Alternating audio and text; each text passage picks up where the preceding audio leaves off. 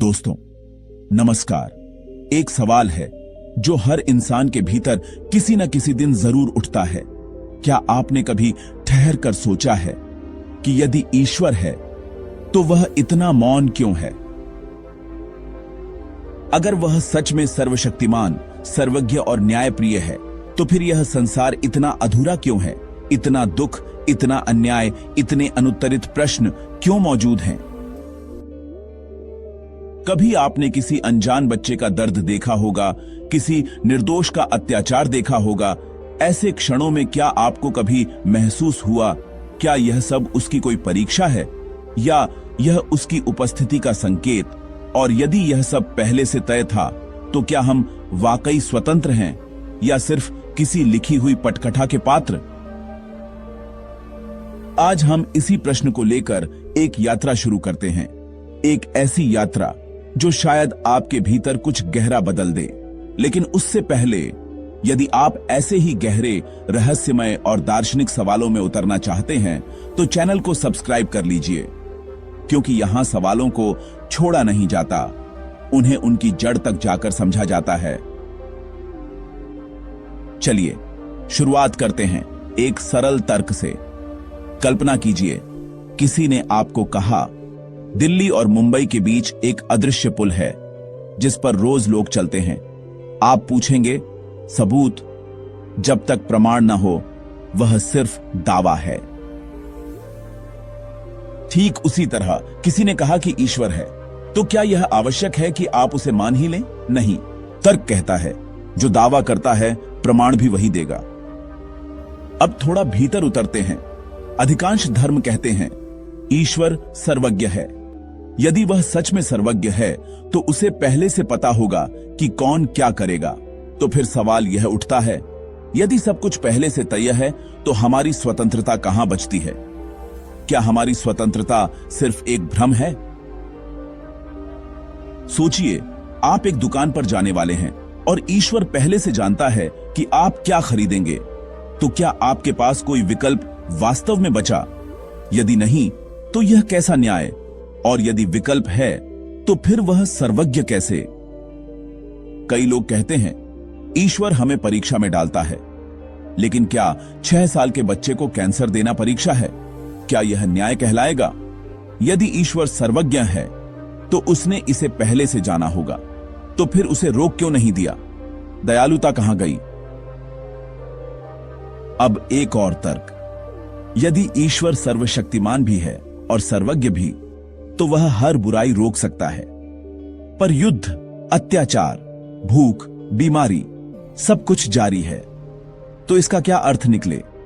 या तो वह रोकना चाहता है पर नहीं रोक सकता, या फिर वह रोक सकता है पर रोकना नहीं चाहता। यदि नहीं रोक सकता तो वह सर्वशक्तिमान नहीं, और यदि रोकना नहीं चाहता तो फिर वह न्यायप्रिय कैसे? यही विरोधाभास सामने आता है। अब एक उदाहरण सोचिए। फिल्म इंटरस्टेलर याद है? वह समय, भविष्य और विकल्पों की जटिलता दिखाती है। कल्पना कीजिए यदि ईश्वर भी किसी निर्देशक की तरह सब नियंत्रित कर रहा हो तो पात्र स्वतंत्र कैसे? और यदि पात्र स्वतंत्र हैं तो निर्देशक सब कुछ पहले से कैसे जानता होगा? यही दुविधा हमारी दुनिया में भी है। अब दर्शन की ओर रुख करते हैं। ग्रीक दार्शनिक कहते थे दावा वही करे जो प्रमाण दे सके। ठीक यही नियम ईश्वर के दावे पर भी लागू होता है। कोई कहता है ईश्वर दयालु है, न्यायप्रिय है, सर्वशक्तिमान है, पर इसका प्रमाण किसने देखा, किसने परखा? और यदि विश्वास ही पर्याप्त होता तो क्या संसार भी सिर्फ विश्वास पर चलता? अब एक रहस्यमय दृष्टांत। कल्पना कीजिए आपके सामने एक अदृश्य ड्रैगन है। वह आग उगलता है पर कोई उसे देख नहीं सकता। कोई उपकरण उसे पकड़ नहीं पाता। कोई तर्क उसे साबित नहीं कर पाता। फिर भी कोई कहता है वह मौजूद है। आप क्या करेंगे? ठीक यही स्थिति ईश्वर के दावे की है। कहा जाता है, महसूस किया जाता है, पर प्रमाण नहीं। अब विज्ञान को देखें। विज्ञान कारण और परिणाम से चलता है। हर घटना का एक कारण होता है। यदि आप कहते हैं कि ईश्वर ने सब बनाया, तो फिर हर बीमारी, हर आपदा, क्या वह भी उसकी योजना है? तो क्या इसका मतलब यह निकले कि वही बुराइयों का भी कारण है, या यह सब सिर्फ प्राकृतिक कारणों का परिणाम है? अब प्रेरणा की बात करते हैं। मान लीजिए ईश्वर नहीं है, फिर भी दुनिया चल रही है, नियमों से, कारण परिणाम से, मानव सभ्यता के बनाए कानूनों से। इसका अर्थ मनुष्य अपनी जिम्मेदारी खुद उठा सकता है। ईश्वर है या नहीं, यह उसकी स्वतंत्रता को रोकता या तय नहीं करता।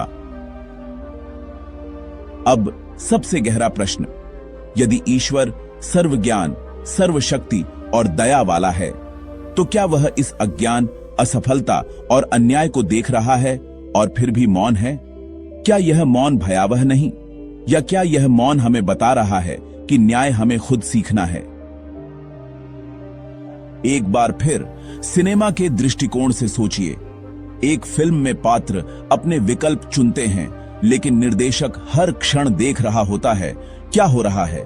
तो क्या पात्र सच में स्वतंत्र हैं, या वे निर्देशक की कहानी का हिस्सा हैं?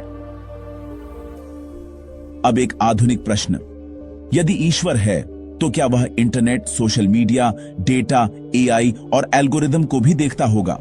क्या वह फेसबुक पर ट्रोल हो रहे व्यक्ति को भी न्याय देता है? यदि हां, तो किस स्तर पर? हर डेटा पॉइंट पर कैसे?